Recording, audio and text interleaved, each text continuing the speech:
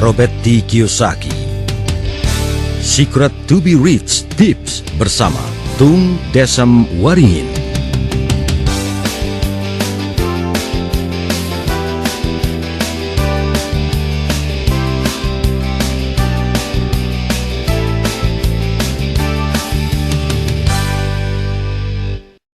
Tips 22.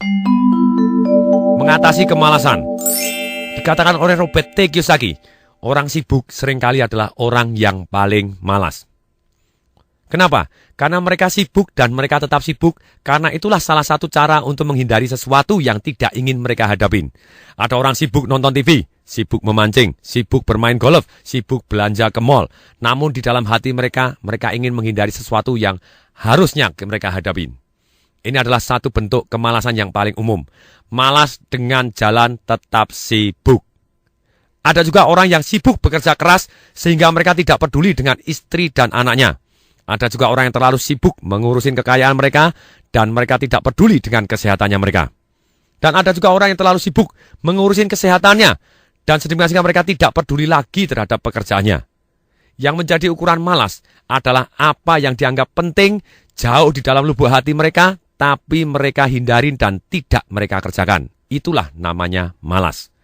Kata Robert Kiyosaki, obat untuk kemalasan adalah sedikit ketamaan. Seringkali kita mendengar bahwa orang tamak adalah orang yang jahat. Namun di dalam diri kita, semua ada yang namanya nafsu atau hasrat untuk memiliki barang-barang baru atau bagus, atau hal-hal yang menyenangkan. Jadi, agar hasrat itu tetap terkendali, orang tua kita kerap menemukan cara-cara untuk menekan hasrat itu dengan cara menciptakan rasa bersalah. Setiap kali Anda mendapati diri Anda menghindari sesuatu hal yang Anda tahu seharusnya Anda lakukan, maka satu-satunya hal yang Anda tanyakan pada diri sendiri adalah, apa untungnya untuk saya? Bersikaplah sedikit tamak. Itu adalah obat yang terbaik untuk kemalasan. Akan tetapi, terlalu tamak, seperti apapun lainnya yang berlebihan adalah tidak baik.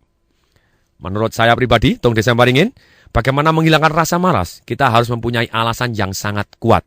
Dan kita harus mempunyai goal yang membuat kita terinspirasi. Dikatakan oleh Anthony Robbins, banyak orang yang ceritanya malas itu kenapa? Karena mereka goalnya impoten.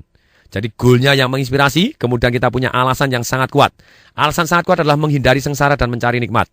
Bila kita sedang malas, bayangkan, dengarkan, rasakan penderitaan yang amat sangat dengan detail dan emosional. Tulis minimal 10 kerugian bila kita masih bermalas-malasan atau tidak melakukan hal-hal yang penting. Bayangkan juga dan dengarkan, rasakan kenikmatan yang amat sangat secara detail dan emosional. Tulis minimal 10 kenikmatan bila kita sudah mulai rajin dan melakukan hal-hal yang penting.